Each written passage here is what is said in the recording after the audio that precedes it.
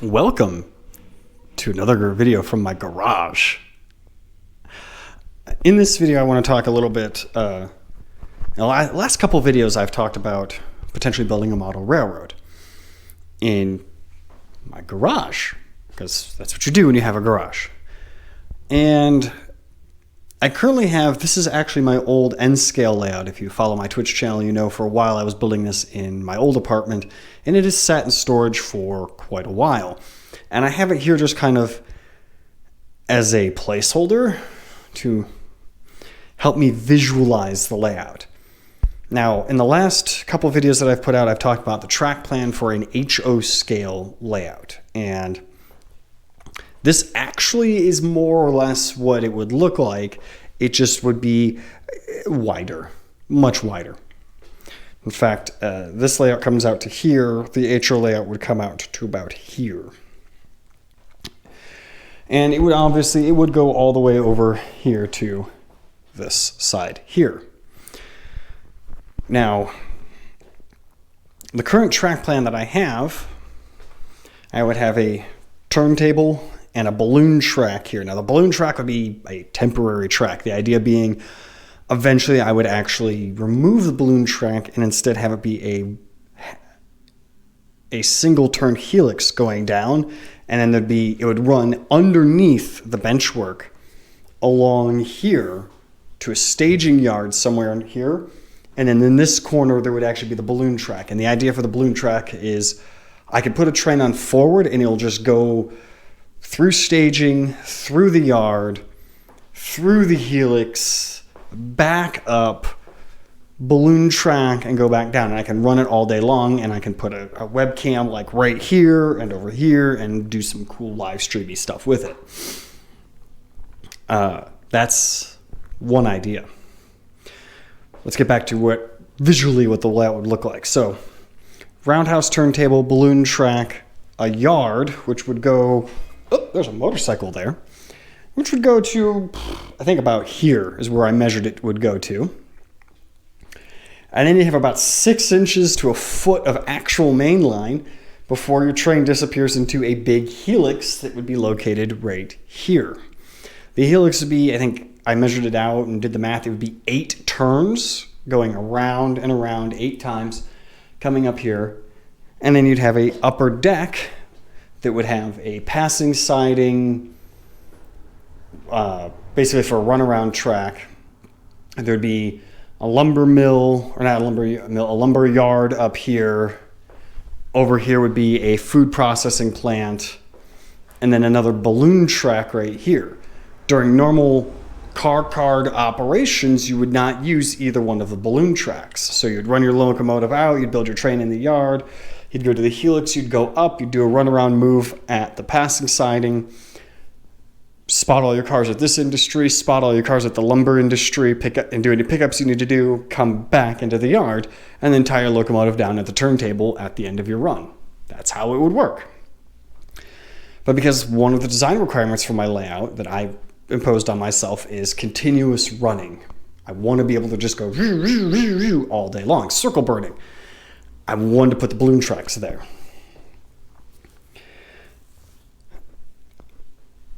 I have actually marked out on the floor with masking tape about how wide the layout would be. And to kind of visualize this, I'm going somewhere with this, don't worry. And marking this stuff out and drawing it up in model railroad CADing software is giving me a really good idea visually what this layout would look like.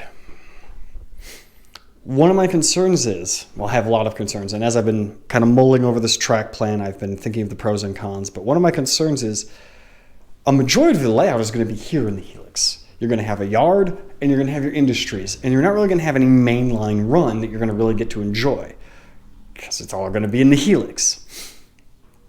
The helix is actually the second most expensive part of the layout.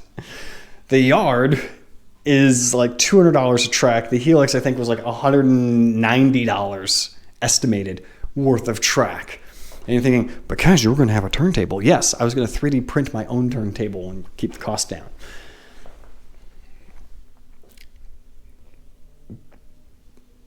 So the pros of this layout, I've got my circle burning that I want. I've got my realistic location. I determined using various different maps and historical photos and everything that Broadman Yard in Traverse City and the main, or the line that used to go towards Cadillac out of Traverse City, I believe it's Cadillac, I'd have to double check my map, but I'm pretty sure it's Cadillac, would be the line that I'd be modeling. Because, fun fact, I lived along that line for a very short time. My parents were divorced and my biological father lived just outside of Traverse City, right near where this line currently ends, right where the food processing plant was. The food processing plant was here, and if you went down the line a few more miles was his house. So that's why I chose that location, because growing up, I drove by it all the time, and I was like, man, that's really cool. I want to see a train go down that. I'm going to build it now in a model railroad. Now that I'm 36, I can build a model railroad of it and actually see a train go down it. But I've ran into some problems. Or well, let's continue with the pros. So the pros, it was going to be a real world location. I was going to have my yard. I was going to have my operations. I was going to have continuous running. And I had envisioned various different expansions. As we already mentioned, taking this balloon track and turning it into its own short helix going down one, maybe half a turn to go to a staging yard underneath. That was the first big expansion. And then what I was going to do is, under the helix, under the balloon track, I was going to build a removable section that went across that wall to be another part of the branch line up in Traverse City that would be like a removable walkway to go by the door over there, because I got to keep that door clear because that's how I get into my apartment. But then like another shelf over here. That was like, big expansion ideas there. And with the continuous running, I could do a continuous live stream of this layout with you guys, the viewers, on my Twitch channel, or this Twitch channel specifically for this, coming in and running the trains, which is something I want to eventually do. But there's a lot of cons to this. As I mentioned earlier, I have tape measuring out how wide it is. I've been riding my motorcycle in and out of my garage, and I still have other things stored out here. I've got a cooler, and I've got these shelves, which I store like my boxes for my airplanes and tools and other things that I don't need in my apartment, I store over here. And so there's a little bit of real estate taken up over there, and then having how wide it was here, I put the tape down, and as I'm bringing my bike in and out of my garage, I realized that's very close. In fact, like 3 times that I've ridden my bike this week, or this last week, if the layout was there, I would have hit it with my handlebars coming in. And part of it was I was too close to the side when I came in. But it was a little too tight. And I want to keep my bike in my garage. I don't want to park my bike outside. I want to keep it in my garage. So that is not changing. I could maybe move it a little more over that way, but also with how narrow it is right here, it'd be difficult. Like if I'm getting ready to go on a trip and I'm loading stuff onto my bike, or I'm getting ready to go somewhere, now I've got a narrower walkway through here. Sidebar, side tangent. When I go on camping trips or road trips or robot events or LARP events or whatever, what I like to do is I like to take everything that I have in my apartment, and I like to take everything that I have out here, and I stack it all right here by my garage door. Once I make sure I have everything I need stacked here by my garage door, I can open up my garage door, take all my stuff, and put it right into my car. This means I don't have to have my door open to my apartment, letting all the air conditioning out. Big brain moves there. Having a really wide layout is going to eat into that real estate. Now, I have been noodling on some different ideas. That's why I haven't started any bench work. I actually had an opportunity a couple weeks ago to go to Home Depot and buy all of the wood for this layout, and I didn't because I wasn't sure what I want to do yet. I have a couple of ideas. This current N scale layout is okay. There's a lot of things I don't like. I really don't like this loop track here. The original idea was there would be a yard here, it would loop and go down underneath to a staging yard under here. And you can't, I don't know how well you can see it, but there's another loop over here. The only way I could make it fit in the space I had in my old apartment was to use a very tight radii, very tight corner.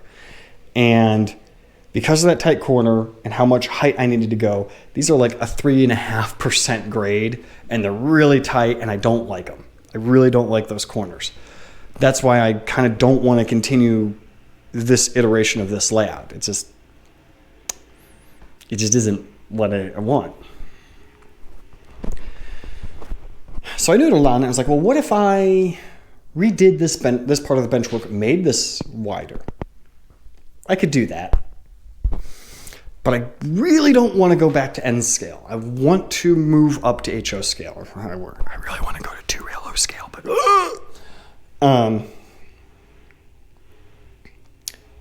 but then I was thinking about it and noodling on it, and I realized if I did that big track plan that I have, if I have to move out of this apartment, I'm going to have to get a truck to haul that out of here. And it's going to be very, very, very difficult to reassemble it somewhere else. Just like this layout, because of this one weird shaped corner of it, it's very difficult to reassemble it anywhere else. So I've been noodling on this, and maybe I do this, maybe I don't know.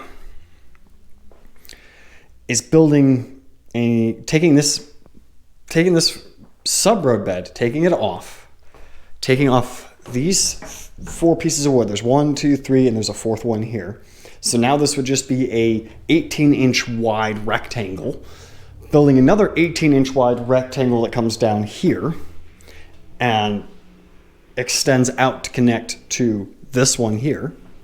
Taking this sub-road bed off, these pieces of wood off, and turning these both into just 18-inch wide rectangles, 3 of them, which would easily fit in the trunk of my car or back of a truck if I needed to move, and could very easily be set up in a future apartment. And now I have a nice flat, big area for a model railroad.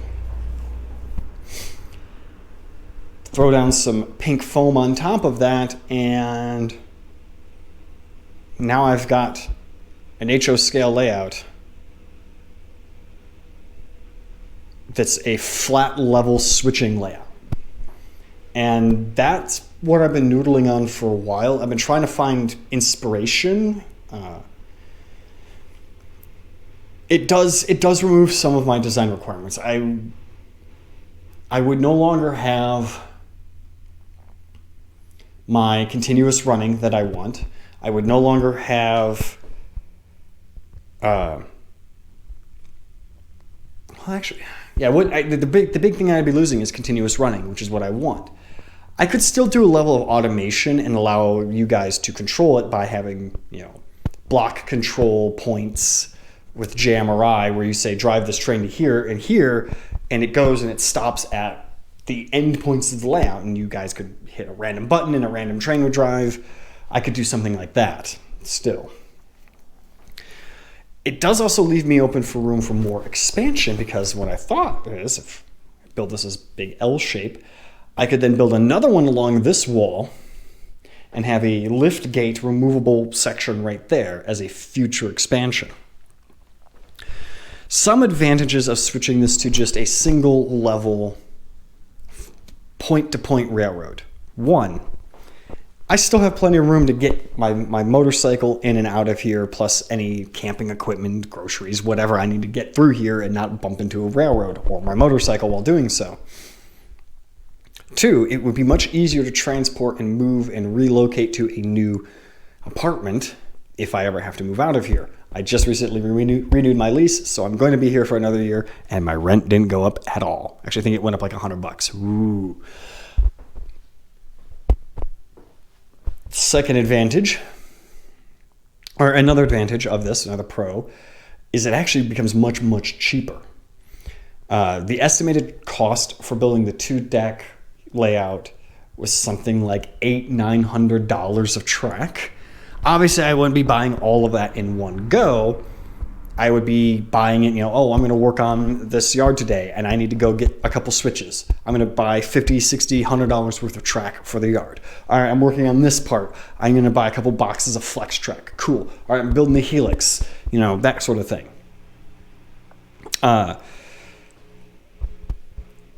So, no matter what, I'm not buying all of the track at once unless somebody drops me, $1,000 and says, buy it all now. What I'm hoping was with the L shape, I would get rid of the helix and it would drop the total cost of the layout down significantly. Now, I'm kind of tentatively thinking of keeping the current track plan and just get rid of the balloon track. So I'd have a turntable, a track that goes off here to the end of the world, have my small yard, which again would end at about this gear. Then I would have a little bit of a mainline run. It would curve around here in this corner, and in that corner is where my passing siding would be. It would continue on here to eventual expansion, and then 2 tracks coming off over here for the food processing plant up there, up at the far end of the layout. Or far end of the railroad, which means I could actually probably keep this nub here because this would be where the track would come off to for that. But that's just kind of the rough thinking I'm going with right now. I'm really, really on the fence if I want to do that. I'm also thinking I want to do more video content this year, and actually I want to document building this and I want to live stream building it and all that. So that's kind of where I'm at with this right now. I will say, yeah, that's where I'm going to end it because this is already kind of long. This is more of me just talking out loud and thinking out loud the stuff that I've been thinking the last couple of days, and hopefully you guys watching can give me some feedback. Should I shelve the idea of building the 2-decker layout with a massive helix that's going to take months and months and months to build? Or should I repurpose this N-scale layout, which also would save me a lot of money in lumber, into an HO scale flat switching layout? Would you guys want to watch operations on that? Would you guys want to participate in operations on that? Let me know in the comments below, and check the link below for my Twitch channel. I'm going to get back into streaming. It's very difficult for me to do streaming just with my schedule, but I'm thinking I'm going to try and keep doing on Tuesdays, and then possibly like Tuesdays and maybe Sunday afternoons will be like a model railroading day. And yeah, that's going to be, I'm going to wrap it up here. I'm going to end the recording here. Thank you guys for watching and sticking around for this 20-minute video about me talking about potentially building a model railroad and getting your feedback. I do appreciate the comments you guys leave, so please, please, please give me input. Comment on this, like this, all that stuff, because it helps me untangle the mess that is my brain and thinking about this model railroad. Catch you guys all in the next one.